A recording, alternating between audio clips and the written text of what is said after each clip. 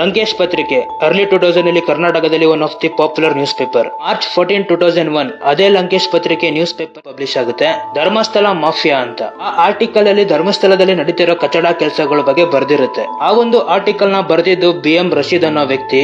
ಆದ್ರೆ shocking part ಏನು ಅಂದ್ರೆ, ಆ ಆರ್ಟಿಕಲ್ ಪಬ್ಲಿಷ್ ಆದ್ಮೇಲೆ ಆ ಆರ್ಟಿಕಲ್ ಬರ್ದಿರೋ ರಶೀದ್ BM ಒಂದು ಲಾಡ್ಜ್ ಅಲ್ಲಿ ಶವ ಆಗಿ ಸಿಗ್ತಾನೆ. ಬರೀ ಇಷ್ಟೇ ಅಲ್ಲ, ಅದಾದ್ಮೇಲೆ ಫೇಮಸ್ ಜರ್ನಲಿಸ್ಟ್ ಗೌರಿ ಲಂಕೇಶ್ ಅವರ ಅಂಡರ್ ಅಲ್ಲಿ ಒಂದು ಆರ್ಟಿಕಲ್ ಪಬ್ಲಿಷ್ ಆಗುತ್ತೆ. ಈ ಒಂದು ಆರ್ಟಿಕಲ್ ಅಲ್ಲೂ ಅಷ್ಟೇ ಧರ್ಮಸ್ಥಳದಲ್ಲಿ ನಡೀತಿರೋ ಕಚಡ ಕೆಲಸಗಳನ್ನ ಹೈಲೈಟ್ ಮಾಡಿ ಬರ್ದಿರ್ತಾರೆ. Gauri Lankesh one of the fearless journalist. Media ಆಗ್ಲಿ ಇಂಟರ್ವ್ಯೂ ಆಗ್ಲಿ ಯಾರಿಗೂ ತಲೆ ಕೆಡ್ಸ್ಕೊಳ್ದೆ ಏನ್ ತಪ್ಪಿದೆ ಅದನ್ನ ತಪ್ಪು ಅಂತ ಎಲ್ರು ಮುಂದೆ ಹೇಳ್ತಿದ್ರು. ಆದ್ರೆ ಆಸ್ ಎಕ್ಸ್ಪೆಕ್ಟೆಡ್ 5th ಸೆಪ್ಟೆಂಬರ್ 2017 ನಲ್ಲಿ ಗೌರಿ ಲಂಕೇಶ್ ಅವ್ರ ಮನೆ ಎದುರುಗಡೆನೆ ಒಂದು ಗ್ಯಾಂಗ್ ಬಂದು ಅವ್ರನ್ನ ಶೂಟ್ ಔಟ್ ಮಾಡಿ ಅಲ್ಲೇ ಸಾಯಿಸ್ಬಿಡ್ತಾರೆ. ಅವನು ಮುಸ್ಲಿಮು, ಅವನು ಮುಲ್ಲಾ, ಅವನು ಜಿಹಾದಿ. ಸರಿ ಆಯ್ತು, ನಾವು ಹಿಂದೂಗಳು ಕೇಳ್ತಾ ಇದೀವಿ, ಆ ಲ್ಯಾಂಡ್ ಓನರ್ ಮತ್ತು ಅವ್ರ ತಂಗಿನ ಸಾಯಿಸಿರೋರು ಯಾರು? ವೇದಾವಲ್ಲಿ ಟೀಚರ್ನ ಅತ್ಯಾಚಾರ ಮಾಡಿ ಬೆಂಕಿ ಹಚ್ಚಿ ಅವ್ರ ಗಂಡನ್ನ ಅಂದರಾಕ್ಸಿರೋರು ಯಾರು? ಅಪೋಸಿಷನ್ ಪಾರ್ಟಿ ಲೀಡರ್ ಮಗಳನ್ನ 56 ದಿನ ಚಿತ್ರಹಿಂಸೆ ಕೊಟ್ಟು ಸಾಯಿಸಿ ನದಿ ಬದಿಗೆ ಬಿಸಾಕ್ದವ್ರು ಯಾರು? ಸೌಜನ್ಯಾಳನ್ನ ಅತ್ಯಾಚಾರ ಮಾಡಿದವ್ರು ಯಾರು? ಚಿತ್ರಹಿಂಸೆ ಕೊಟ್ಟು ಸಾಯಿಸಿದವ್ರು ಯಾರು? ನಿರಪರಾಧಿಯಾಗಿರೋ ಸಂತೋಷ್ಗೆ ಹೊಡೆದವ್ರು ಯಾರು? ನಿರಪರಾಧಿಯಾಗಿರೋ ಸಂತೋಷ್ನ 10 ವರ್ಷಗಳ ಕಾಲ ಜೈಲಲ್ಲಿ ಕೊಳೆಯೋ ತರ ಮಾಡಿದ್ಯಾರು? ಇದಕ್ಕೆಲ್ಲ ಆನ್ಸರ್ ನಿಮ್ಮ ಹತ್ರ ಇದೆ ಅನ್ನೋದಾದ್ರೆ ನಾನು ಇವತ್ತಿಗೆ ಈಗ್ಲೇ ಆ ಸಮೀರ್ಗೆ ಸಪೋರ್ಟ್ ಮಾಡೋದನ್ನ ನಿಲ್ಲಿಸ್ತೀನಿ. ಉತ್ತರ ಇದೆಯಾ? ಉತ್ತರ ಇದೆಯಾ ಅಂದ್ರಲ್ಲೇ? ಸೌಜನ್ಯಾಳ ಜಾಗದಲ್ಲಿ ನಿಮ್ಮ ಅಕ್ಕನೋ ತಂಗಿನೋ ಇರ್ತಿದ್ರೆ, ಅವಳ ತಾಯಿಯ ಜಾಗದಲ್ಲಿ ನಿಮ್ಮ ತಾಯಿ ಇರ್ತಾ ಇದ್ದಿದ್ರೆ ನೀವ್ ಇದೇ ತರ ರಿಯಾಕ್ಟ್ ಮಾಡ್ತಿದ್ರೇನಲ್ಲೇ? ಒಂದಂತೂ ನೆನ್ಪಿಟ್ಕೊಳ್ಳಿ, ಸೌಜನ್ಯ ವಿಷಯದಲ್ಲಿ ಯಾವುದೇ ಧರ್ಮದವರಾದ್ರೂ ಸಪೋರ್ಟ್ ಮಾಡಿದ್ರೆ ಅವ್ರಿಗೆ ಸಪೋರ್ಟ್ ಮಾಡೋದು ನಮ್ಮ ಧರ್ಮ, ನಾವು ಮಾಡ್ತೀವಿ. ಆ ತಾಯಿಯ ಕಣ್ಣೀರು ನಿಮ್ಗಳಿಗೆ ತಟ್ಟದೆ ಹೋಗಲ್ಲ, ನೆನ್ಪಿಡ್ಕೊಳ್ಳಿ. ಮೊಬೈಲ್ ಓಪನ್ ಮಾಡಿದ್ರೆ ಸಾಕ್ರಿ ಸೌಜನ್ಯ ಸೌಜನ್ಯ ಸೌಜನ್ಯ. ಅದರಲ್ಲಿ ನಮ್ಮ ಯೂಟ್ಯೂಬರ್ಸ್ ಆಗ್ಲಿ ಇನ್ಸ್ಟಾಗ್ರಾಮ್ದವ್ರಾಗ್ಲಿ ಬಹಳಷ್ಟು ಜನ ಶಮೀರ್ಗ ಭಯ ಹುಡ್ಸಾಕತ್ತಾರ. ಅಣ್ಣ ನೀ ಸೇಫ್ ಆಗಿರು, ನಿನಗೂ ಫ್ಯಾಮಿಲಿ ಇದೆ, ನಿನಗೂ ಹೊಡಿತಾರ ಬಡಿತಾರ, ಜಾತಿ ಭೇದ ಅದು ಇದು ಅಂತ. ಅಣ್ಣ ಯಾ ಬೋಳಿ ಮಗನೂ ಏನು ಕಿತ್ಕೊಳಕ್ಕಾಗಲ್ಲ. ಅಣ್ಣ ನೀ ಸತ್ರು ವೀರ ಮರಣ. ನೀ ಮಾಡಿದ್ದ ಗಾಂಡುಗೇರಿ ಕೆಲಸ ಅಲ್ಲ, ನೀ ಮಾಡಿದ್ದ ಒಬ್ಬ ಯೋಧ ಸಾಯಿ ಮುಂದೆ ನಾವು ಹೆಂಗ ಏನದು ಬ್ಯಾನರ್ ಮಾಡಿಸಿ ನ್ಯಾಣಬತ್ತಿ ಹಚ್ಚಿ ನೀ ಶ್ರದ್ಧಾಂಜಲಿ ಸಲ್ಲಿಸ್ತೇವಲ್ಲ, ಹಂಗ ಮಾಡ್ತಾರೆ 7 ಕೋಟಿ ಕನ್ನಡಿಗರು ನಿನಗ. ನೀ ಇವತ್ತ ಸತ್ರುನು ನೀ ಆಲ್ರೆಡಿ ಆ ಪರಮಾತ್ಮನ ಬಲ್ಲಿ ಅದಿ. ನಾವು ಪರಮಾತ್ಮ ಅಂತೀವಿ, ನೀವು ಅಲ್ಲ ಅಂತೀರಿ. ಅಲ್ಲದಿ ನೀನು ಆಲ್ರೆಡಿ 7 ಕೋಟಿ ಜನರ ಮನಸ್ಸಿನಾಗದಿ. ನೀ ಸತ್ರು ಶಂಟ್ ಹರಿತಾಣ, ನೀ ಒಳ್ಳೆ ಕೆಲಸಕ್ಕೆ ಸಾಯ್ತಿ. ನನಗೆ ಇನ್ನೊಂದು ಗೊತ್ತಾಗತ್ತಿಲ್ಲ, ಈ ಮೀಡಿಯಾದವ್ರು ಸುಳಿ ಮಕ್ಕಳು ಏನು ಸರ್ಕಾರ ಗಂಜಾರು ಏನು ಆ ಸಾವುಕಾರ ಗಂಜಾರು? ಆರೋಪಿ ಯಾರಾಗಲ್ರಿ ಬೋಳಿ ಮಗ ಅರೆಸ್ಟ್ ಮಾಡ್ಬೇಕು, ನೊಂದವ್ರಿಗೆ ನ್ಯಾಯ ಸಿಗ್ಬೇಕು. ಆ ಸತ್ತ ಕುಟುಂಬಕ್ಕೆ ಒಬ್ಬ ಮನುಷ್ಯನ ದೇಹದಾಗ 9 ತೂತಿರ್ತಾವ. ಈಗ ಮೂಗ, ಕಣ್ಣ, ಕಿವಿ, ಬಾಯಿ, ತಳಗ ಮ್ಯಾಗ ಕೂಡಿ ಆ 9 ತೂತ್ನ್ಯಾಗ ಮಣ್ಣು ಹಾಕಿ ಸಾಯ್ ಹೊಡೆದಾರ ಸುಳಿ ಮಕ್ಕಳವ್ರು. ಅಂಥವ್ರಿಗೆ ಶಿಕ್ಷೆ ಏನಾಗ್ಬೇಕಂದ್ರ ಬರೀ ಹೇಳಿದ್ದೆ ಹೇಳ್ತೇವೆ ಬಿಡು ನಾವಂತರೂ. ಅದು ನಮ್ಮ ಸರ್ಕಾರಕ್ಕೆ, ನಮ್ಮ ಇಂಡಿಯನ್ ಸರ್ಕಾರ ಆಗಲಿ ನಮ್ಮ ರಾಜ್ಯ ಸರ್ಕಾರಕ್ಕಾಗಲಿ ಅದು ಗಂಡಸ್ತನನೇ ಇಲ್ಲ. ಯಾರು ಈ ಕೆಲಸ ಮಾಡ್ತಾರಲ್ಲ ಎನ್ಕೌಂಟರ್ ಮಾಡ್ಬೇಕು. ಅದು ಯಾರಿಗೆ ಗಂಡಸ್ತಾನ ಇಲ್ಲಿ ಬಿಡು, ನಾವು ಹೇಳಿದ್ರು ವೇಸ್ಟ್ ಅದು. ಆದ್ರೆ ಈಗ್ರೆ ಇದು ಏನೈತಿ, ಆ ಹುಡುಗ ಪಾಪ, ಆ ಹುಡುಗಂತರು ಆ ಹುಡುಗಗ ಜೀವದ ಮೇಲೆ ಭಯ ಆತಂದ್ರೆ ಈ ವಿಡಿಯೋನ ಮಾಡ್ತಿದ್ಲ. ಅವ ಆಲ್ರೆಡಿ ಈಗ ಗಂಡ ಬೇರುಂಡ. ನೀವು ಉಳ್ದವ್ರು ಮೀಡಿಯಾದವ್ರಾಗ್ಲಿ ಅವ್ರದ್ದು ಇವ್ರದ್ದು 6 ತಿಂಗಳು, ಆ ದರ್ಶನದಾತ್ ಮತ್ತು ಇವಂದು ಪ್ರಜ್ವಲ್ ರೇವಣ್ಣ ಅವ್ರದ್ದು ಇವ್ರದ್ದು 6 ತಿಂಗಳು ತೋರಿಸ್ತೀರಿ. ಈಗ ಸುಳ್ಳ ಅದು ಯಾರವ DK ಶಿವಕುಮಾರ್ ಸ್ವಾಮಿ ಫಿಲಿಮ್ ಇಂಡಸ್ಟ್ರಿ ಅವ್ರಿಗೆ ನಟ್ಟು ಬೋಲ್ಟು ಟೈಟ್ ಮಾಡ್ತೀನಿ ಅಂದಾನ. ಅದು ತೋರಿಸಿದ 20 ಸಲ ತೋರ್ಸಾಕತ್ತೀರಿ ಮಕ್ಕಳೇ. ಇವ್ರದ್ದು ತೋರಿಸ್ರಿ, ಬಡ ಕುಟುಂಬದವ್ರದ್ದು. ನೊಂದವ್ರಿಗೆ ತೋರಿಸ್ರಿ, ಬಡವ್ರಿಗೆ ನ್ಯಾಯ ಕೊಡಿಸ್ರಿ. ನಿಮ್ಗೆ ಹೌದಂತಾರ. ನೀವು ಏನ್ರಿ ಮೀಡಿಯಾದವರು? ಅವ ದರ್ಶನ್ ಹೇಳುದ ಕರೆಕ್ಟ್. ನಿಮ್ಗೆ ಏನ್ರಿ ಮೀಡಿಯಾ ನನ್ನ ಶಂಟ ಅಂದನಲ್ಲ, ನಾವು ಅಂದಿಲ್ಲ. ಈಗ ನಾವು ಹಂಗ ಅನ್ಬೇಕಾಗತ್ತ. ತೋರಿಸ್ರಿ, 6 ತಿಂಗಳು ತೋರಿಸಿರೋದು, ಇದು 1 ವಾರ ತೋರಿಸ್ರಿ, ಗೊತ್ತಾಕೈತಿ ಯಾರ್ದು ಏನೈತಿ ಅಂತ. ಹಣೆ ಬಾರ. ದೇವ್ರ ಹೆಸರ ಮೇಲೆ ಬಿಸ್ನೆಸ್ ಮಾಡೋ ಸುಳಿ ಮಕ್ಕಳು ಬಹಳ ಮಂದಿ ಹುಟ್ಟ್ಯಾರ. ಜೈ ಹಿಂದ್ ಜೈ ಕರ್ನಾಟಕ. ಮತ್ತೆ ನಾ ಹೇಳಿದ್ರೊಳಗೆ ಏನ್ರ ತಪ್ಪಿತ್ತಂದ್ರ ಮೊದಲು ಆ ಸುಳಿ ಮಕ್ಕಳಿಗೆ ಮೀಡಿಯಾದವ್ರಿಗೆ ಹೊಡೀರಿ. ನನ್ನ ಮನೆ ಅಡ್ರೆಸ್ ಲೀಕ್ ಮಾಡಿರೋರಿಗೆ, ನನ್ನ ಫೋನ್ ನಂಬರ್ ಲೀಕ್ ಮಾಡಿರೋರಿಗೆ ನಾನು ಹುಡ್ಕೊಂಡು ಬಂದು ಹೊಡಿಯೋದು ಮ್ಯಾಟರೇ ಆಗಲ್ಲ. ಸೊ ಹೇಳೋಕ್ಕಾಗಲ್ಲ ನನ್ನ ಜೊತೆ ಯಾವಾಗೇನಾಗುತ್ತೆ ಅಂತ. ಹಾಗಾಗಿ ಎಲ್ಲ ಕಂಟೆಂಟ್ ಕ್ರಿಯೇಟರ್ಸಲ್ಲೂ ನಾನು ಕೇಳ್ಕೊತಾ ಇದ್ದೀನಿ, ಪ್ಲೀಸ್ ಈ ಒಂದು ವಿಷಯದಲ್ಲಿ ನಿಮ್ಮ ವಾಯ್ಸ್ನ ರೇಸ್ ಮಾಡಿ ನಮ್ಮ ಕನ್ನಡ ಕಮ್ಯುನಿಟಿ, ಯೂಟ್ಯೂಬ್ ಕಮ್ಯುನಿಟಿನ ಪವರ್ ಏನು ಅಂತ ಈಗಲಾದರೂ ತೋರಿಸ್ಕೊಡಿ. ದಯವಿಟ್ಟು ಎಲ್ಲರೂ ಒಂದಾಗಿ ಅಂತ ಕೇಳ್ಕೊತೇನೆ. ಏನಿದು? ಅವ್ರು ನಮ್ಮನ್ನು ಕೇಳ್ಬೇಕಾ? ಅವ್ರನ್ನ ಅಂತ ಕೆಲಸ ಏನ್ ಮಾಡಿಲ್ವಲ್ಲ. ಯಾವ ಸರ್ಕಾರ, ಯಾವ ಪೊಲೀಸು, ಯಾವ ಮೀಡಿಯಾದವ್ರು ಮಾಡಕ್ಕಾಗ್ತಾರೆ ಕೆಲಸನ ಸಮೀರ್ ಅವ್ರು ಮಾಡಿದ್ದಾರೆ. ಗುರು, ಸೌಜನ್ಯ ಅನ್ನೋ ಒಂದು ಮುಗ್ಧ ಹೆಣ್ಮಗುನ ಅಷ್ಟು ಬ್ರೂಡಾಗಿ ರೇಪ್ ಮಾಡಿದ್ದಾರೆ ಅಂತ ಕೇಳ್ತಾ ಇದ್ರೆ ರಕ್ತ ಕುದಿತೈತೆ. ಆ ವಿಡಿಯೋ ನೋಡಿಲ್ಲ ಅಂತಂದ್ರೆ ನಾನು ಬಯೋದಲ್ಲಿ ಲಿಂಕ್ ಹಾಕಿದ್ದೀನಿ, ಹೋಗಿ ನೋಡಿ. ಆದ್ರೂ ಅವ್ರಿಗೆ ಇನ್ನೂ ನ್ಯಾಯ ಸಿಕ್ಕಿಲ್ಲ. ಯಾಕೆ?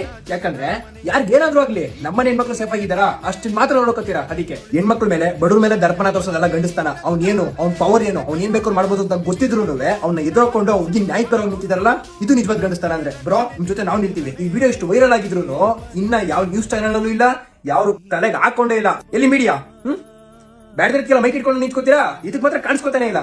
ಯಾಕೆ? ಭಯ ಅಂತಾನ ಅಥವಾ ದುಡ್ಡು ಏನಾರು ಕೊಟ್ಟವ್ರ? ಫ್ರೆಂಡ್ಸ್, ದಯವಿಟ್ಟು ನಂಗೆ ಬೇಡ್ಕೊಳ್ಳೋದು ಒಂದೇ, ಇದು ಯಾರ ಕೈಲೂ ನ್ಯಾಯ ಕೊಡ್ಸಕ್ ಆಗಲ್ಲ.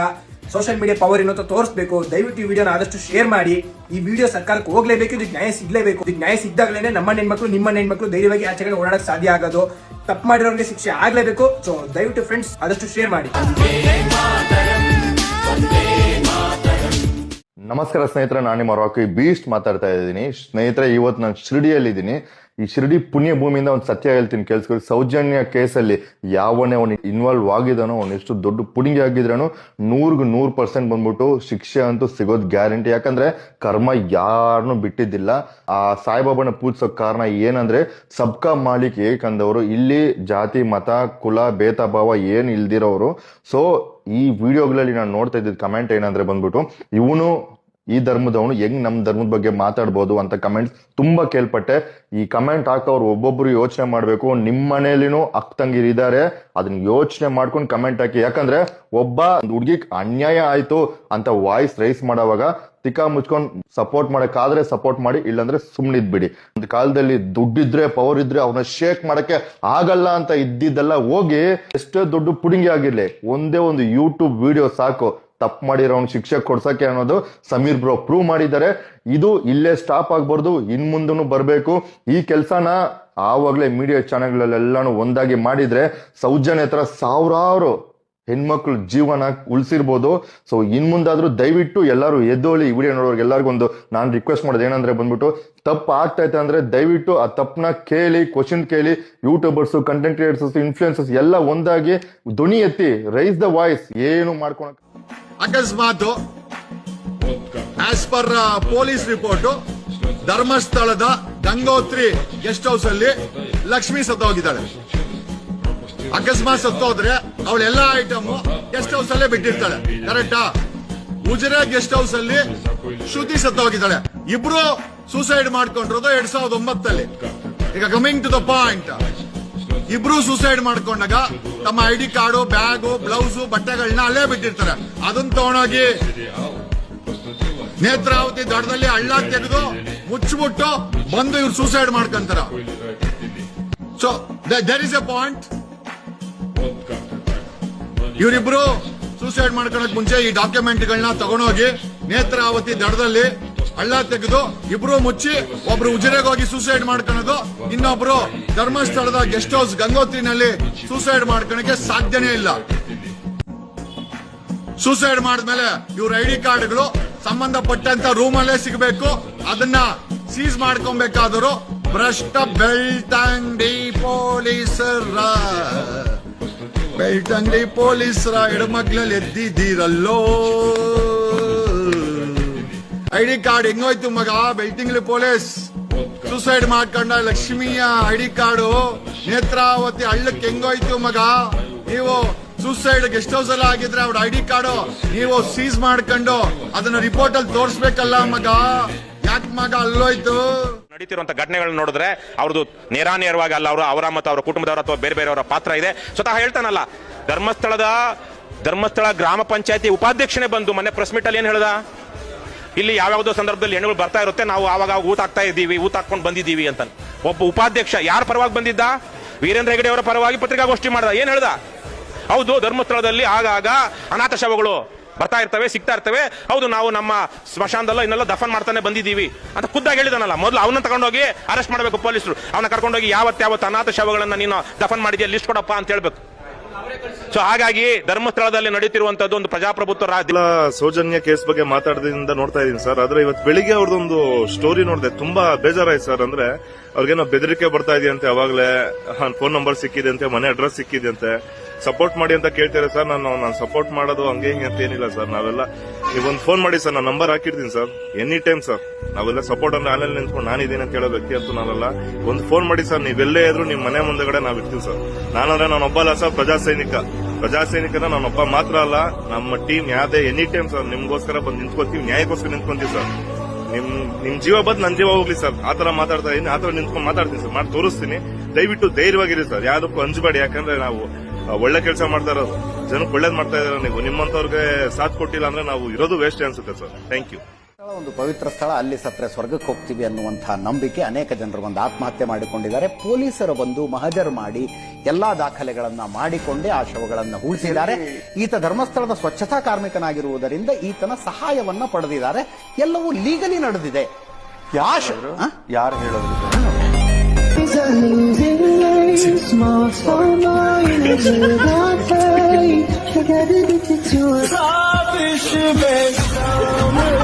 ನಾನು ಇವತ್ತು ಸ್ಟುಡಿಯೋದಲ್ಲಿ ಕೂತ್ಕೊಂಡು ಹೇಳ್ತಿದ್ದೀನಿ, ಅವನ ಹೇಳಿಕೆ ಸುಳ್ಳಿರಬಹುದು, ಕೊಡಿ ಆತನಿಗೆ ಹಾರೆ ಪಿಕಾಸಿ ಕೊಡಿ, ಕರ್ಕೊಂಡು ಹೋಗಿ ಜಾಗಕ್ಕೆ. ಕಾನೂನು ಬಗ್ಗೆ ನನಗೂ ಗೊತ್ತಿದೆ. ಇವ್ರು ಏನ್ ಹೇಳ್ತಿದ್ದಾರೆ, ತನಿಖಾಧಿಕಾರಿಗೆ ವಿವೇಚನೆ ಇದೆ ಅಂತ. ಯಾವ ವಿವೇಚನೆ ಅದು? ಯಾರು ನೀವು ಒಬ್ಬ ಡಾಕ್ಟರ್ ಆಗಿದ್ದೀರಿ, ನಿಮ್ ಬಳಿ ಯಾರೋ ಒಬ್ಬ ಬರ್ತಾನೆ, ಸ್ವಾಮಿ ಗನ್ ಶಾಟ್ ವುಂಡ್ ಆಗಿದೆ ಅಂತ, ನಿಮ್ಗೆ ವಿವೇಚನೆ ಇದೆಯಾ 3 ಅವರ್ ಆದ್ಮೇಲೆ ತೆಗಿತೀನಿ ಅಂತ ಹೇಳೋದಕ್ಕೆ? ಧರ್ಮಸ್ಥಳ ಏನು ಬೆಂಗಳೂರಷ್ಟು 1500 ಸ್ಕ್ವೇರ್ ಕಿಲೋಮೀಟರ್ ಇದೆ, ಸಣ್ಣ ಪ್ರಾಂತ್ಯ. ದೇವಸ್ಥಾನದ ಜಾಗವನ್ನ ಬಿಟ್ರೆ ಹೊರಗಿನೋದೆಲ್ಲ ಸಣ್ಣ ಪ್ರಾಂತ್ಯ. ಅಲ್ಲಿ ಊತ ಹಾಕಿದೀನಿ ಅಂತ ಈತ ಹೇಳಿದಾನೆ. 15 ದಿನಗಳಾಯ್ತು. ಆರೋಪಿಗಳು, ಒಂದು ವೇಳೆ ಆತ ಹೇಳ್ತಿರೋದ್ರಲ್ಲಿ ಸತ್ಯ ಇದ್ರೆ, ಆರೋಪಿಗಳು ಪ್ರತಿದಿನ ಪ್ರಯತ್ನ ಮಾಡ್ಲಿಕ್ಕೆ ಆಗೋದಿಲ್ವಾ ಎಲ್ಲೆಲ್ಲ ಹಾಕಿರ್ತಾನೆ ಅಲ್ಲಿಂದ ಹೊರಗೆ ತೆಗೆಯೋದಕ್ಕೆ? ಅಂಡ್ ನೀವು ಆತನ ಮೇಲೆ ಸುಳ್ಳು ದೂರನ್ನ ಕೊಟ್ಟಿದ್ದಾನೆ ಅಂತ ನಾಳೆ ಆಕ್ಚುಲಿ ಪ್ರಕರಣ ದಾಖಲು ಮಾಡೋದಾದ್ರೆ ಏನ್ ಹೇಳ್ತಾನೆ ಆತ? ಎಷ್ಟು ದಿನ ಕೊಟ್ರಿ ನೀವು ಎಕ್ಸಿಮೇಷನ್ ಮಾಡೋದ್ರ ಮುನ್ನ? ಎಲ್ಲ ಎತ್ಕೊಂಡು ಹೋಗೋದಕ್ಕೆ ಅವಕಾಶ ಕೊಟ್ಟಿದ್ರಿ ಅಂತ ಹೇಳೋದಿಲ್ವಾ? ಪೊಲೀಸ್ನವ್ರು ಮಾಡ್ತಾ ಇರೋಂಥದ್ದೇನು ಇದನ್ನ ನಾನು ಅಂದ್ಕೊಳ್ತೀನಿ ಧಾರ್ಮಿಕ ಕ್ಷೇತ್ರಕ್ಕೆ ಮಾಡ್ತಾ ಇರೋ ದೊಡ್ಡ ಮಟ್ಟದ ಅನಾಚಾರ ಅಂತ ಹೇಳ್ತೀನಿ. ಧಾರ್ಮಿಕ ಕ್ಷೇತ್ರ ಆಗಿದ್ರಿಂದ ಇದರಲ್ಲಿ ಮಾಡಬೇಕಾದಂತ ತನಿಖೆ. ಸೌಜನ್ಯ ಪ್ರಕರಣದಲ್ಲಿ ಒಂದನ್ನ ಅಬ್ಸರ್ವ್ ಮಾಡಿ, ಯಾವಾಗ ಆ ಕೇಸ್ ತಣ್ಣಗಾಗುತ್ತೆ, ಯಾರಾದ್ರೂ ಒಬ್ರು ಬಂದು ಮತ್ತೆ ಕಿಚ್ಚ ಹಚ್ಚಿ ಎಬ್ಬರಿಸ್ಬಿಡ್ತಾರೆ ಅದನ್ನು. ನೀವು ನೋಡಿ, ಸ್ಟಾರ್ಟಿಂಗ್ ಇಂದ ಪ್ರಕರಣ ಆಯ್ತು, ಪ್ರಕರಣ ಆದಾಗ ವೈರಲ್ ಆಯ್ತು. ಸೊ ನೆಕ್ಸ್ಟ್ ಮಹೇಶ್ ತಿಮ್ಮರೋಡಿ ಅವರು ಎಂಟ್ರಿ ಆಗ್ತಾರೆ, ಆವಾಗ ಒಂದು ಸ್ವಲ್ಪ ವೈರಲ್ ಆಯಿತು.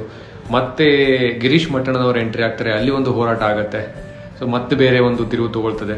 ಹಾಗೆ ಒಂದು ಹೆಜ್ಜೆ ಮುಂದೆ ಹೋಗಿ ಥರ್ಡ್ ಐ ಅವರು ಅಲ್ಲಿಗೆ ಆ ಪ್ಲೇಸ್ಗೆ ಹೋಗ್ಬಿಟ್ಟು ಅಲ್ಲಿ ಬೇರೆಯವ್ರಿಗೆ ಯಾರ್ಯಾರಿಗೆ ಅನ್ಯಾಯ ಆಗಿದೆ ಅವರು ಒಂದು ವಿಡಿಯೋ ಮಾಡ್ತಾರೆ, ಆ ವಿಡಿಯೋ ವೈರಲ್ ಆಗುತ್ತೆ. ಅಲ್ಲಿ ಮತ್ತೊಂದಿಷ್ಟು ಜನರಿಗೆ ಅದ್ರ ಬಗ್ಗೆ ಅರಿವು ಮೂಡುತ್ತೆ. ಸೊ ಈಗ ಸಮೀರ್ ಅವರು ವಿಡಿಯೋ ಮಾಡಿದ್ದಾರೆ. ಸೊ ಇದು ಆಲ್ಮೋಸ್ಟ್ ಎಲ್ಲ ಕರ್ನಾಟಕದ ಎಲ್ಲ ಜನರು ನೋಡಿದ್ದಾರೆ ಅಂತ ಅನ್ಸುತ್ತೆ. ಕರ್ನಾಟಕ ಅಲ್ಲ, ಇಡೀ ಭಾರತದಾದ್ಯಂತ ನೋಡಿರ್ಬೋದು, ಯಾಕಂದ್ರೆ ಆ ರೇಂಜಿಗೆ ಅದು ವೈರಲ್ ಆಗಿದೆ. ಸೊ ಯಾಕೆ ಹೀಗೆ ಆಗ್ತಿದೆ ಅಂತ ಒಂದು ಸರಿ ಆಲೋಚನೆ ಮಾಡಿದ್ರೆ ನನಗನ್ಸೋದು ಏನಪ್ಪ ಅಂತಂದ್ರೆ, ಎಲ್ಲಿ ತನಕ ಆ ಹುಡುಗಿಯ ಅತ್ಯಾಚಾರಕ್ಕೆ, ಆ ಹುಡುಗಿಯ ಕೊಲೆಗೆ ನ್ಯಾಯ ಸಿಗಲ್ಲ, ಅಲ್ಲಿ ತನಕ ಹುಡುಗಿಯ ಆತ್ಮ ಒಬ್ಬೊಬ್ಬರನ್ನೇ ಎಬ್ಬರಿಸ್ತಾ ಹೋಗುತ್ತೆ ಅಂತ ನನಗನ್ಸುತ್ತೆ. ಯಾಕಂದ್ರೆ ನೀವು ಅಬ್ಸರ್ವ್ ಮಾಡಿ, ಯಾವಾಗೆಲ್ಲ ತಣ್ಣಗಾಯ್ತು ಆವಾಗ ಒಬ್ಬೊಬ್ಬರೇ ಎದ್ಬಿಟ್ಟು ಆ ವಿಷಯನ ಬೇರೆ ತರ ಹೇಳ್ತಾ ಇದ್ದಾರೆ ಜನರಿಗೆ. ಸೊ ಒಂದಂತೂ ಸತ್ಯ, ಅನ್ಯಾಯ ಆಗಿದ್ದಂತೂ ಸತ್ಯ, ಆದರೆ ಅನ್ಯಾಯ ಆದವ್ರಿಗೆ ಶಿಕ್ಷೆ ಆಗದಿರೋದು ಅಂತ ಸತ್ಯ. ಎಲ್ಲಿ ತನಕ ಅನ್ಯಾಯ ಮಾಡಿದವ್ರಿಗೆ ಶಿಕ್ಷೆ ಆಗಲ್ಲ, ಅಲ್ಲಿ ತನಕ ಸೌಜನ್ಯಳ ಆತ್ಮಕ್ಕೆ ಶಾಂತಿ ಸಿಗಲ್ಲ ಅನ್ಸುತ್ತೆ. ಸೊ ಅದು ಹೀಗೆ ಆಗ್ತಾ ಹೋಗುತ್ತೆ. ಸೊ ಒಂದಂತೂ ಸತ್ಯ, ನ್ಯಾಯಾಲಯ ಶಿಕ್ಷೆ ಕೊಡದೇ ಇರ್ಬೋದು, ಬಟ್ ಕೆಲವು ದೊಡ್ಡ ಜನರ ಮರ್ಯಾದೆ ಅಂತೂ ಕಡಿಮೆ ಆಗಿದೆ ಅಂತೂ ಖಂಡಿತ ಹೌದು. ಸೊ ಈ ತರ ಎಲ್ಲ ಆಗಿ ನೋಡುವ, ಧರ್ಮಸ್ಥಳದ ಮಂಜುನಾಥ ಯಾವಾಗ ದಯ ತೋರಿಸ್ತಾನೆ, ಯಾವಾಗ ಶಿಕ್ಷೆ ಆಗತ್ತೆ ಅಂತ ಅಲ್ವಾ? Hopes for the best. ಅವನು ಅಷ್ಟು ಸುಳ್ಳು ಹೇಳಕ್ ಸಾಧ್ಯನೇ ಇಲ್ಲ. ಒಂದ್ ಕಡೆ ಅಶೋಕ ಫುಲ್ಲು ಪಟಾಕಿ ಹೊಡಿಬೇಕಂತ ಸಾಯಂಕಾಲ, ಕಳೆ ಬರ ಸಿಕ್ಕಿಲ್ಲ ಅಂತ ಅಷ್ಟು ಖುಷಿ ಪಡ್ಬೇಡ ಅಶೋಕ. ನೀನ್ ತಂದಿರೋ ಪಟಾಕಿಗೆ ನಾವೇ ಬೆಂಕಿ ಇಕ್ತೀವಿ, ಯಾಕಂತಂದ್ರೆ ಅಲ್ಲಿ ಸಿಕ್ಕೇ ಸಿಗುತ್ತೆ. ಇಫ್ SIT ಹತ್ರ ಕಾಂಪಿಟೇಟಿವ್ ಟೆಕ್ನಾಲಜಿ ಇಲ್ಲ, ಸ್ಕ್ಯಾನರ್ ಇಲ್ಲ, ಸ್ಕ್ಯಾನರ್ ನ ಸರ್ಕಾರಕ್ಕೆ ಹೇಳಿ ರಿಕ್ವೆಸ್ಟ್ ಮಾಡ್ಕೊಳ್ಳಿ. ಈ ಒಂದು ಡಿಗಿಂಗ್ ಪ್ರೋಸೆಸ್ ನ ಸ್ಟಾಪ್ ಮಾಡಿ, ಟೆಕ್ನಾಲಜಿನ ಬಳಸಿ ಅಲ್ಲಿರುವಂತ ಕಳೆ ಬರಗಳನ್ನ ಆ ಗುಂಡಿ ಹೊಡೆಯರು ಗಿಡ ಹೂಣರು ಕರ್ಕೊಂಡ್ಬಂದು ಅಲ್ಲಿ ಡ್ಯಾಮೇಜ್ ಮಾಡಬೇಡಿ. ವಿ ವಾಂಟ್ ಸ್ಪೆಸಿಫಿಕಲಿ ಇಂಥ ಕಡೆನೆ ಇಷ್ಟೇ ಆಳದಲ್ಲಿ ಸ್ಕೆಲಿಟನ್ ಇದೆ, ಕಳೆ ಬರ ಇದೆ, ಸ್ಕ್ಯಾನರ್ ಕೊಡುತ್ತೆ, ನೀವ್ಯಾಕೆ ಅಗಿಬೇಕು? ಅದೇ ಜಾಗದಲ್ಲಿ ಅಗದು ಆ ಒಂದು ಕಳೆ ಬರನ್ನ in front of medical team, post mortem team, DNA team, forensic team ಬಳಸಿದ್ರೆ ಆಯ್ತು. ತಲೆ ಉಪಯೋಗಿಸಿ ತಲೆ ಇಲ್ವಾ? Should I tell you? ನಾವ್ ಹೇಳ್ಬೇಕಾ? ಅಂದ್ರೆ ಸಾಕ್ಷಿ ನಾಶನ ಆರೋಪಿ ಮಾಡಿದ್ರೆ ಬೇಡ, ನೀವೇ ಮಾಡ್ಬಿಡಿ. ನಿಮಗ್ ಗೊತ್ತು ನೀವು ಹುಡುಕಿದ್ರೆ ಆ ಕಳೆ ಬರ ಸಿಕ್ಕಲ್ಲ, ನಿರಾಸೆ ಆಗುತ್ತೆ ಅಂತ ಸ್ಕ್ಯಾನರ್ ಬಳಸ್ಬೋದಲ್ವಾ? ಹೊಟ್ಟೆಯಲ್ಲಿರೋ ಮಗುವನ್ನ ಸ್ಕ್ಯಾನ್ ಮಾಡಿದ್ರೆ 3 ಡೈಮೆನ್ಷನ್ 2 ಡೈಮೆನ್ಷನ್ ಅಲ್ಲಿ ಕಾಣಿಸುತ್ತೆ. ಯಾಕೆ? ಲೇ ಅಶೋಕ, ಪಟಾಕಿ ತಗೊಂಬ, ಆದ್ರೆ ಹಚ್ಚೋದ್ ಮಾತ್ರ ನಾವೇ. ಅಶೋಕ, ನೀನ್ ಅನ್ಕೊಂಡಿದ್ಯಾ ಕಳೆ ಬರ ಸಿಕ್ಕಿಲ್ಲ ಪಟಾಕಿ ಹೊಡಿತೀವಿ ಮಗ? ಇಲ್ಲ ಮಗ, ಪಟಾಕಿ ನಿಂದು, ಹಚ್ಚೋದ್ ಮಾತ್ರ ನಾವೇ. ಯಾಕಂದ್ರೆ ಕಳೆ ಬರ ಸಿಕ್ಕೇ ಸಿಗುತ್ತೆ. ಪಟಾಕಿ ಅಶೋಕಂದಾದ್ರೇನೋ, ಪಟಾಕಿ ಕುಮಾರಣ್ಣಂದಾದ್ರೇನೋ, ಪಟಾಕಿ ಆರೋಪಿದಾದ್ರೇನೋ ಹಚ್ಚೋರ್ ನಾವೇ ಆಗ್ಬೇಕು. ಹಚ್ಚಿಸ್ತೀವಿ. ಇಲ್ಲಿ ಹೋದ ವರ್ಷ ಸತ್ತಿರುವಂತ ಹೆಣ ಅಲ್ಲ, 5 ವರ್ಷ ಬೇಕು ಒಂದು ಹೆಣ ಸ್ಕೆಲಿಟನ್ ಆಗ್ಲಿಕ್ಕೆ. ಈಗ ಆತ ಹೇಳೋ ಪ್ರಕಾರ ಕಳೆದ 20 ವರ್ಷದಿಂದ ಸಾವಿರಾರು ಹೆಣ ಊತಿದ್ದೀನಿ ಅಂತ ಹೇಳ್ತಾ ಇದ್ದಾನೆ. ಹಂಗಂದ್ಮೇಲೆ ಆ ಒಂದು ಸ್ಕೆಲಿಟನ್ಸ್ ಹಾಕಿರೋ ಲೊಕೇಶನ್ ದಿಂದ ಆ ಕಡೆ ಈ ಕಡೆ ಹೋಗುವಂತ ಚಾನ್ಸಸ್ ಇದೆ. ಆಮೇಲೆ 6 ಅಡಿಗೆ ಉಣಿದ್ರೆ, 7 ಅಡಿಗೆ ಉಣಿದ್ರೆ, 4 ಅಡಿಗೆ ಉಣಿದ್ರೆ, ಇನ್ನೂ ಕೆಲಡೆ 10 ಅಡಿಗೆ 12 ಅಡಿಗೆ ಹೋಗಿರುವಂತ ಚಾನ್ಸಸ್ ಜಾಸ್ತಿ ಇದೆ. ಯಾಕಂದ್ರೆ ಸತತವಾಗಿ ಧರ್ಮಸ್ಥಳದಲ್ಲಿ ಮಳೆ ಬೀರೋದ್ರಿಂದ 3 ತಿಂಗಳು 4 ತಿಂಗಳು ನಾನ್ ಸ್ಟಾಪ್ ಮಳೆ ಬರೋದ್ರಿಂದ ಆ ಮಳೆ ಪ್ರೆಷರ್ಗೆ ಆ ಬಾಡಿಯ ಸ್ಕೆಲಿಟನ್ಸ್ ಕೆಳಗಡೆ ಹೋಗುವಂತ ಚಾನ್ಸಸ್ ಜಾಸ್ತಿ ಇದೆ. ನೀವು ಅದನ್ನ ಲೊಕೇಟ್ ಮಾಡಬೇಕು ಅಂದ್ರೆ ಅಗದ್ರೆ ಆಗಲ್ಲ. ಅಗದ್ರೆ ನೀವು ಡ್ಯಾಮೇಜ್ ಮಾಡ್ತಾ ಇದ್ದೀರಾ. So what should be done? ಆ ಗ್ರೌಂಡ್ ಅನ್ನ, ಆ ಸೀಲ್ಡ್ ಏರಿಯಾನ ಡ್ರೋನ್ ಮೂಲಕ ಯು ವಾಂಟ್, ನಿಮ್ಗೆ ಬೇಕು ಅಂತಂದ್ರೆ 3 ದಿವಸದಲ್ಲಿ ಅಮೆರಿಕದಿಂದ ತರಿಸಬಹುದು. They will come in the private jet.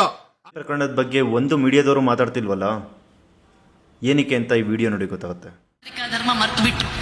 ಈಗ ಏನಿದ್ರು ಉದ್ಯಮ, ಹಣ ಆಯ್ತು. ನೀನು ಹಣ ಕೊಟ್ಟಿಯ, ಅತ್ಯಾಚಾರಿಯನ್ನ ದೇವರಂತ ಮಾಡ್ಬಿಡ್ತೀವಿ.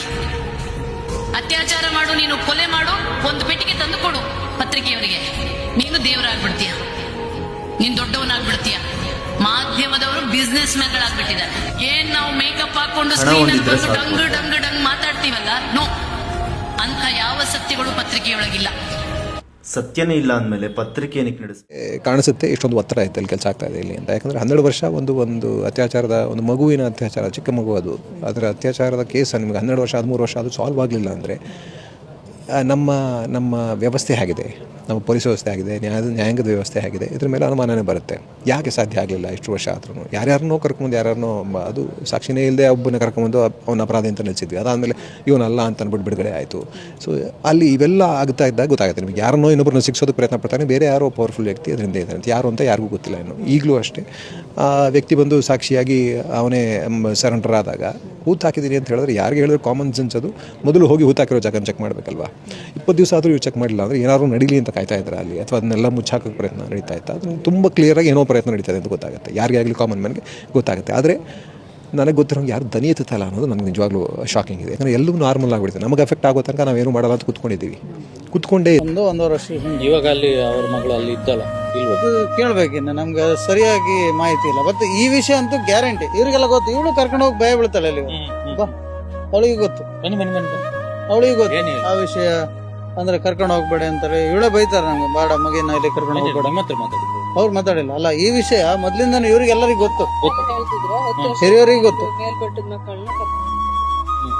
ಎಲ್ಲ ಹೋದ್ರೆ ರಿಟರ್ನ್ ಬರೋದಿಲ್ಲ, ಇದು ಏನು ಅಂತ ಅರ್ಥ ಆಗುದಿಲ್ಲ.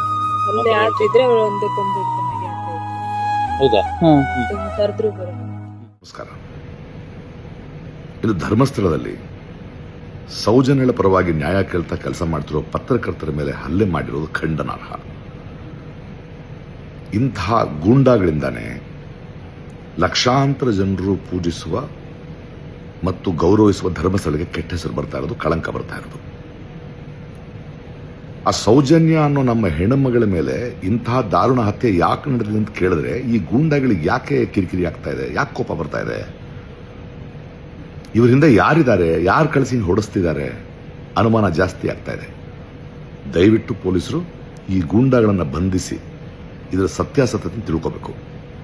ಜನ ಅರ್ಥ ಮಾಡ್ಕೊಳ್ಳಿ, ನ್ಯಾಯ ಕೇಳೋದು ನಮ್ಮ ಕರ್ತವ್ಯ. ನಮ್ಮ ತಗೊಂಡ್ಬಂದಿರುವಂತಹ ವೀರೇಂದ್ರ ಹೆಗ್ಡೆ ಗೌರಿ ಲಂಕೇಶ್ ಪತ್ರಿಕೆಯಲ್ಲಿ ಪ್ರಕಟಿಸಿರುವ ವಿಚಾರದ ಬಗ್ಗೆ ಯಾಕೆ ಡಿಫಾಮೇಷನ್ ಕೇಸ್ ಹಾಕಿಲ್ಲ? ಲಂಕೇಶ್ ಪೂರ್ಣವಾಗಿ ಈ ಧರ್ಮಸ್ಥಳದ ಧರ್ಮಾಧಿಕಾರಿ ಅವರ ಫೋಟೋ ಹಾಕೊಂಡೆ ಗೌರಿ ಲಂಕೇಶ್ ಬರ್ದಿದೆ. ಒಂದೆರಡು ಆರ್ಟಿಕಲ್, ಸಾಕಷ್ಟು ಆರ್ಟಿಕಲ್. ಯಾವುದು ಸೌಜನ್ಯ ಮತ್ತು ಸೌಜನ್ಯ ಹೋರಾಟ ಮತ್ತು ಅದೇ ರೀತಿ ಯಾವುದೇ ಹೋರಾಟವನ್ನ ತಮಗೆ ಮಾಡಲಿಕ್ಕೆ ಮಾನ್ಯ ನ್ಯಾಯಾಲಯವು ಅದು ನಮ್ಮ ಉಚ್ಚ ನ್ಯಾಯಾಲಯ ಬೆಂಗಳೂರಿನಿಂದ ಆದೇಶ ಆಗಿದೆ. ಆ ಕಾಪಿ ತಮಗೂ ಬಂದಿದೆ. ನಾನು ಬೇಕಾದ್ರೆ ಇನ್ನು ತಗೊಂಡ್ಬರ್ತೇನೆ, ತಮಗೆ ಕೊಡ್ತೇನೆ. ಬೇಕಾದ್ರೆ ಬೇಡ, ತಾವು ಮಾಡುವುದು ಬೇಡ. ನನಗೆ ಅದು ಸೌಜನ್ಯಂದು ಬರ್ದದ್ದು ಮಾತ್ರ ಇರುವ ಇಲ್ಲ, ಸರಿಯಾಗಿ ಓದಿ. ನಾನು ಓದಿ ಹೇಳ್ತೇನೆ. ಈಗ ಬರ್ತಾ ಇದ್ದೇನೆ. ನಾನು ಓದಿ ಹೇಳ್ತೇನೆ. ನೋಡಿ, ಯಾಕಾದ್ರೆ ಎಲ್ಲಿ ಈ ರಾಜ್ಯದಲ್ಲಿ ಇದು ದೇಶದಲ್ಲಿ ಅತ್ಯಾಚಾರ ಆದ್ರೆ ನಾವು ಹೋರಾಟ ಮಾಡ್ಲಿಕ್ಕೆ ಆದ್ರೆ ನಮಗೆ ಫಂಡಮೆಂಟಲ್ ರೈಟ್ ಇಲ್ವಾ? ಫಂಡಮೆಂಟಲ್ ಈ ದೇಶದಲ್ಲಿ ಕಾನೂನು ಇಲ್ವಾ? ಹಾಗಾದ್ರೆ ಅದನ್ನ ನೀವು ಮಾನ್ಯ ನಮಗೆ ಪ್ರಜಾಪ್ರಭುತ್ವದಲ್ಲಿ ಹಕ್ಕೇ ಇಲ್ವಾ? ಹಾಗಾದ್ರೆ ಮಾನ್ಯ ನ್ಯಾಯಾಲಯ ಏನ್ ಹೇಳಿದೆ? ಏನ್ ಮಾನ್ಯ ನ್ಯಾಯಾಲಯ? ಇದನ್ನು ಬಚಾವ್ ಮಾಡ್ಲಿಕ್ಕೆ ಯಾರ್ಯಾರು ತನಿಖಾಧಿಕಾರಿಗಳು, ಹಿಂದೆ ಇರುವಂತ ದೊಡ್ಡ ದೊಡ್ಡ ಮುಂಡಾಸುದಾರಿಗಳು ಯಾರು? ಇವರೇ ಆರೋಪಿಗಳಲ್ವಾ? ಇಷ್ಟು ಜನ ಸೇರಿಸಿ ಮುಗಿಸಬೇಕಾದ್ರೆ ಇದ್ರ ಹಿಂದ್ಗಡೆ ಇರುವಂತ ದೊಡ್ಡ ವ್ಯಕ್ತಿ ಯಾರು?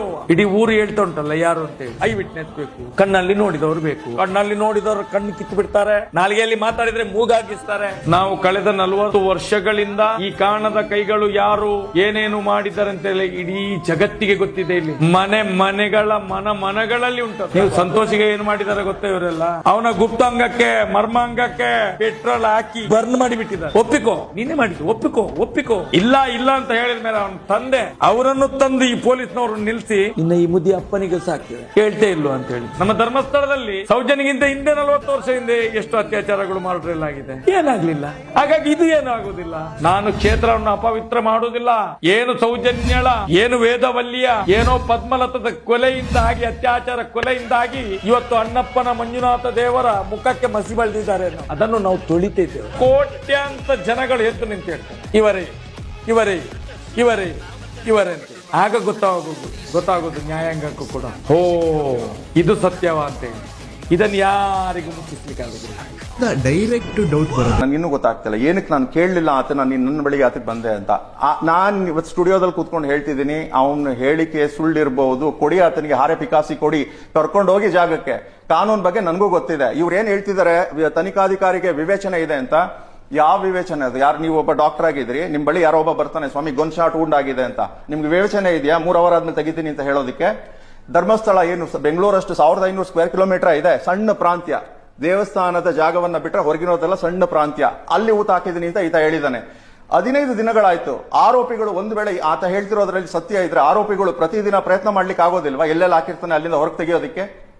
ಫೋಟೋ ಕಾಣಿಸ್ತದಲ್ಲ, ಅವನ ಅಪ್ಪನಿಗೆ ಹುಟ್ಟಿಲ್ಲ, ದಣಿಗೆ ಹುಟ್ಟಿದ್ದಾನೆ.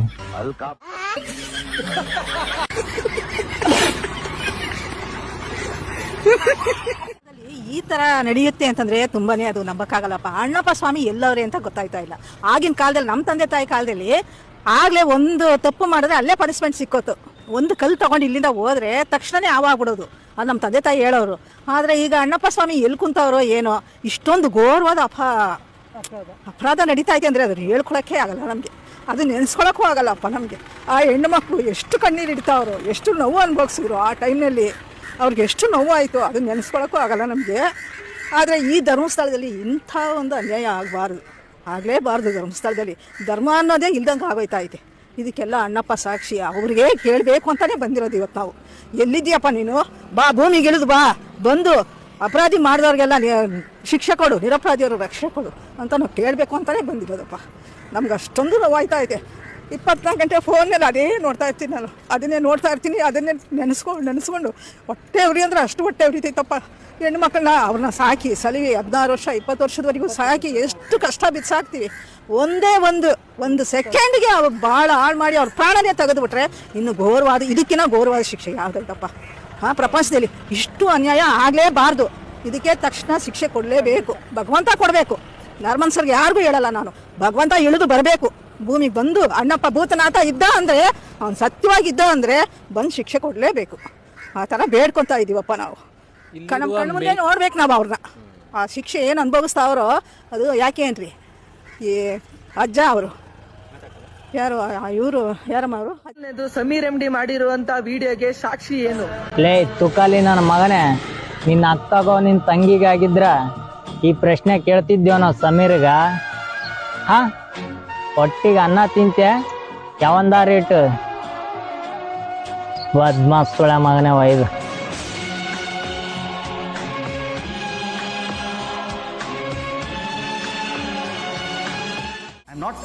ಗೋಯಿಂಗ್ ಅಗೇನ್ಸ್ಟ್ ಯು ಅಥವಾ ನಿಮ್ಗೇನೋ ಕೌಂಟರ್ ಕೊಡಬೇಕು ಅಂತ ವಿಡಿಯೋ ಮಾಡ್ತಾ ಇಲ್ಲ. ಬಿಗ್ ಬಾಸ್ ಖ್ಯಾತಿಯ ಕಿರಿಕೀರ್ತಿ ಅವ್ರ ತಾನೇ ನೀವು? ಈಗ ನಾವೆಲ್ಲ ಕೇಳ್ತಾ ಇದೀವಿ, ಯಾರಯ್ಯ ನೀನು?